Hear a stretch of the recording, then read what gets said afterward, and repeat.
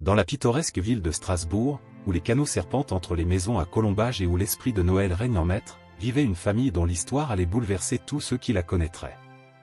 Édouard et Clémence Dubois, un couple uni par un amour profond et une patience inébranlable, venaient enfin de voir leur rêve le plus cher se réaliser, la naissance de leur première fille, Élise. Leur demeure, une charmante maison à 2 étages bordant l'un des nombreux canaux de la ville, abritait également un membre particulier de la famille, Amélie, une boxeur au passé trouble, mais au cœur d'or. Rescapée d'un refuge 2 ans auparavant, cette chienne portait encore les cicatrices physiques et émotionnelles de son passé difficile. Pourtant, depuis son arrivée chez les Dubois, elle s'était révélée être bien plus qu'un simple animal de compagnie. Les premiers jours suivant l'arrivée d'Élise furent remplis d'une joie indescriptible. Clémence, épuisée mais rayonnante, observait avec tendresse comment Amélie s'était naturellement attribué le rôle de protectrice. La chienne ne quittait pratiquement jamais le berceau des yeux, suivant Clémence dans ses moindres déplacements comme une ombre fidèle. À mesure que l'hiver s'installait et que les décorations de Noël commençaient à illuminer les rues de Strasbourg, le comportement d'Amélie devint plus intrigant. Elle manifestait une sensibilité extraordinaire au changement d'humeur de ses maîtres et semblait même anticiper les besoins d'Élise avant qu'ils ne se manifestent. Édouard plaisantait souvent en disant qu'ils avaient adopté non pas un chien, mais un ange gardien déguisé. Cependant, alors que les premiers flocons de neige commençaient à danser dans l'air glacé de décembre, quelque chose dans l'attitude d'Amélie changea subtilement. Ses moments de vigilance s'intensifièrent, particulièrement la nuit. Elle passait de longues heures à fixer la fenêtre du nurserie, comme si elle percevait quelque chose que les humains ne pouvaient voir. Un soir, alors que Clémence berçait Élise pour l'endormir, elle remarqua qu'Amélie semblait particulièrement agitée. La chienne alternait entre des regards inquiets vers le berceau et de longs moments à observer l'extérieur à travers la fenêtre givrée. Cette nuit-là, pour la première fois, un frisson d'inquiétude parcourut l'échine de Clémence. Elle ne pouvait s'empêcher de se demander si Amélie pressentait quelque chose qu'elle-même ne pouvait pas encore percevoir. Édouard, bien que plus rationnel de nature, ne pouvait ignorer les changements dans le comportement de leur fidèle compagne. Il avait remarqué comment certains objets dans la chambre d'Élise semblaient se déplacer mystérieusement, comment le vieux réveil sur la commode ralentissait inexplicablement, et surtout, comment Amélie réagissait à ces événements apparemment anodins avec une intensité croissante. À l'approche du réveillon de Noël, l'atmosphère dans la maison des Dubois devint de plus en plus étrange. Les températures glaciales de Strasbourg s'infiltraient par les fenêtres, créant des motifs de givre qui ressemblaient à des messages cryptés. Clémence, épuisée par les nuits d'insomnie avec le bébé, commença à remarquer des détails troublants qu'elle avait d'abord attribués à la fatigue. Le mobile musical au-dessus du berceau d'Élise se mettait parfois à tourner tout seul, même quand il n'y avait pas le moindre courant d'air. Les petits chaussons en laine qu'elle rangeait soigneusement dans le tiroir de la commode apparaissaient mystérieusement sur le rebord de la fenêtre. Mais le plus déconcertant était le comportement d'Amélie, qui semblait réagir à une présence invisible. Un après-midi, alors que les cloches de la cathédrale sonnaient 4 heures, Clémence fut tirée de sa sieste par les gémissements inhabituels d'Amélie. La chienne se tenait devant le berceau d'Élise, le regard fixé sur un coin sombre de la pièce. Ses poils étaient hérissés, mais elle ne grognait pas.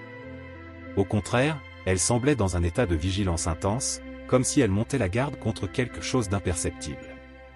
Édouard, rentrant plus tôt ce jour-là du cabinet d'architecte où il travaillait, fut frappé par l'atmosphère pesante qui régnait dans la maison. Il trouva Clémence assise dans le fauteuil à bascule, berçant Élise tout en observant Amélie avec inquiétude. La chienne n'avait pas bougé de sa position depuis des heures, maintenant sa garde silencieuse.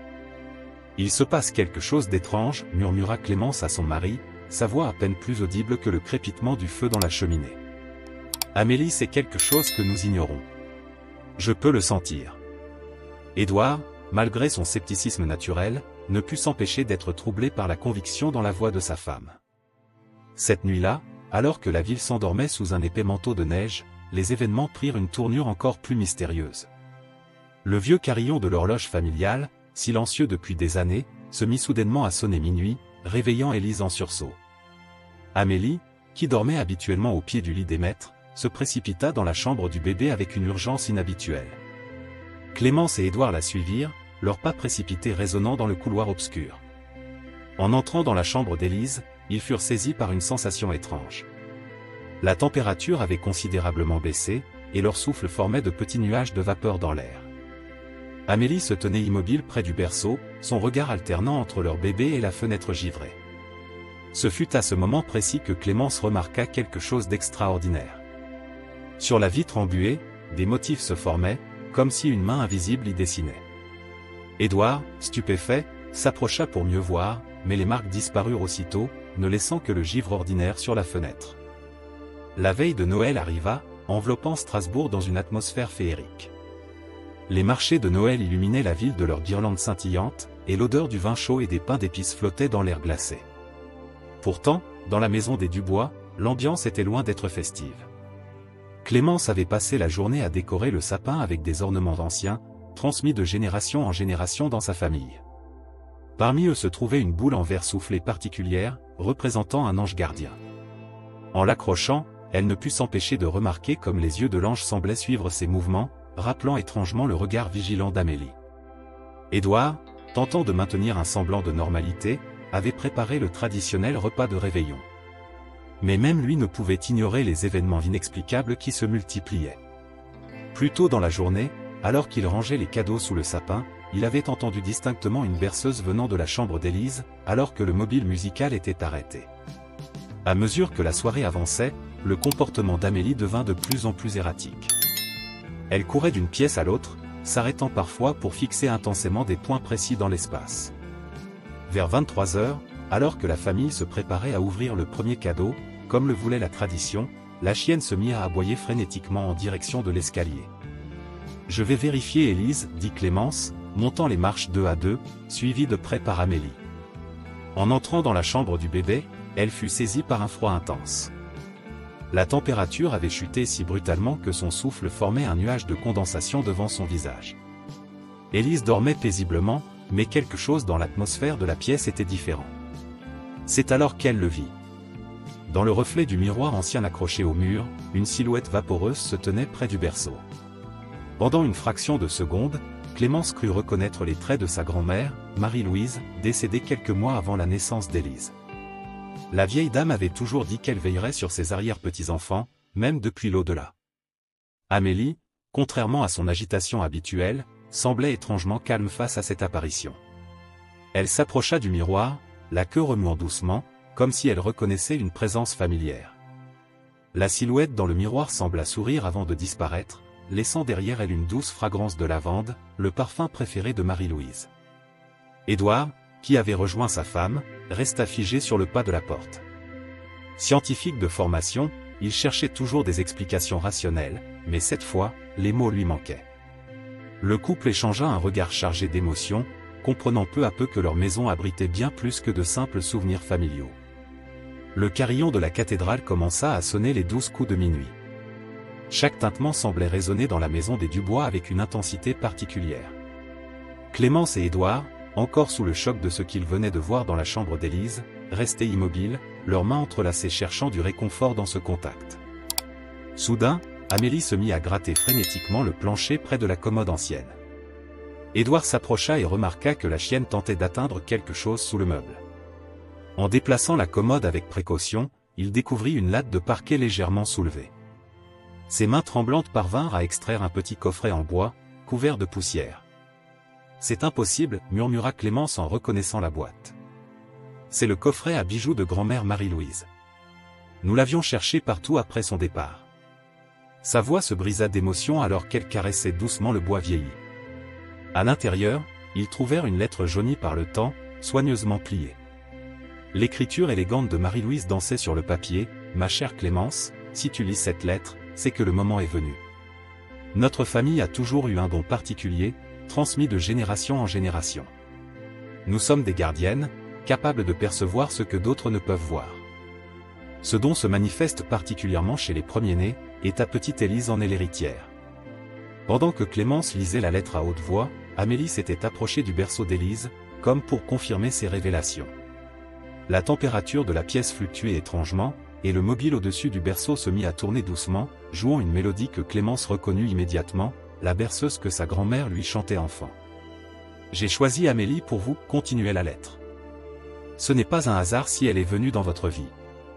Les animaux, particulièrement les chiens, sont des ponts entre notre monde et celui des esprits. Amélie a été envoyée pour protéger Élise pendant qu'elle développe ses dons. Les événements étranges que vous avez remarqués ne sont que le début. Édouard, qui s'était toujours fié à la logique et à la raison, sentit ses certitudes vaciller. Les pièces du puzzle commençaient à s'assembler, le comportement d'Amélie, les objets déplacés, les apparitions dans le miroir. Tout prenait enfin sens, même si ce sens défiait toute rationalité. La lettre de Marie-Louise avait bouleversé les fondements même de leur réalité. Alors que la nuit de Noël progressait, la maison semblait vibrer d'une énergie nouvelle. Les décorations du sapin scintillaient avec une intensité inhabituelle, projetant des ombres dansantes sur les murs du salon. « Il y a autre chose », murmura Clémence en sortant du coffret un médaillon ancien. Le bijou, un camée délicat serti dans de l'argent terni, représentait une femme tenant un enfant. En l'ouvrant, ils découvrirent une mèche de cheveux blancs, soigneusement attachée par un ruban de soie bleue. Grand-mère m'avait parlé de ce médaillon. Il est dans notre famille depuis des générations. Pendant qu'ils examinaient le médaillon, Amélie se mit soudainement en alerte. Ses oreilles se dressèrent et elle fixa intensément l'escalier. Au même moment, les pleurs d'Élise résonnèrent dans la maison, mais ils étaient différents de d'habitude. Il y avait quelque chose de mystique dans ses vagissements, comme si elle répondait à un appel que seule elle pouvait entendre. En montant à l'étage, ils trouvèrent la chambre d'Élise baignée dans une douce lumière argentée qui ne venait ni de la lune ni des lampadaires extérieurs. Le médaillon dans les mains de Clémence commença à chauffer doucement, émettant une faible lueur qui pulsait au rythme des battements de cœur du bébé. Amélie s'approcha du berceau et posa délicatement sa tête sur le rebord, ses yeux bruns emplis d'une sagesse millénaire. Élise tendit ses petites mains vers la chienne, et pendant un bref instant, une aura lumineuse les enveloppa toutes les deux. Dans le miroir ancien, des silhouettes bienveillantes semblaient se former et se dissiper, comme des gardiens invisibles veillant sur cette scène extraordinaire. Le don s'éveille en elle, comprit Clémence, se remémorant les histoires que sa grand-mère lui racontait sur leur lignée de femmes au pouvoir particulier. Des femmes qui avaient toujours su voir au-delà du voile de la réalité, qui communiquaient avec les esprits et protégeaient les leurs grâce à cette connexion spéciale. Édouard, bouleversé par ces révélations, serra sa femme dans ses bras. Son esprit cartésien luttait encore pour accepter ces événements, mais son cœur savait que tout cela était réel. Il comprenait maintenant pourquoi Clémence avait toujours eu cette intuition extraordinaire, cette capacité à percevoir les choses avant qu'elles ne se produisent. L'aube de Noël approchait, baignant Strasbourg d'une lumière naissante qui se reflétait sur la neige fraîche. Dans la maison des Dubois, le temps semblait suspendu dans un moment de grâce. Le médaillon continuait à luire doucement entre les mains de Clémence, comme une balise dans la pénombre qui s'estompait. Soudain, la lettre de Marie-Louise, restée sur la commode, se mit à frémir. Une dernière page, jusqu'alors invisible, se révéla aux yeux du couple. Les mots semblaient se former d'eux-mêmes sur le papier, le véritable pouvoir de notre lignée n'est pas seulement de voir l'invisible, mais d'apporter la lumière dans les ténèbres. Chaque génération renforce ce don, et votre petite Élise porte en elle la culmination de cet héritage. Comme pour confirmer ces paroles, Élise, dans son berceau, se mit à rire joyeusement. Son rire cristallin résonna dans la maison, et à chaque éclat, les décorations de Noël s'illuminaient, créant un spectacle féerique. Amélie, toujours à ses côtés, semblait participer à cette célébration silencieuse, sa queue remuant doucement au rythme des rires du bébé. Les premières lueurs de l'aube traversèrent les vitraux, projetant des arcs-en-ciel dansant sur les murs.